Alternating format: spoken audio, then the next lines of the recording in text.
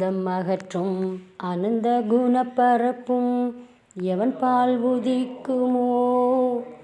எந்த உலகும் எவனிடத்தில் ஈண்டிருந்து கறக்குமோ? சந்தமறையாக மக்களைகள் அனைத்தும் எவன் பால் தகவருமோ? அந்த இறையாம் கணபதியை அன்பு கோர தொழுகின்றோம்.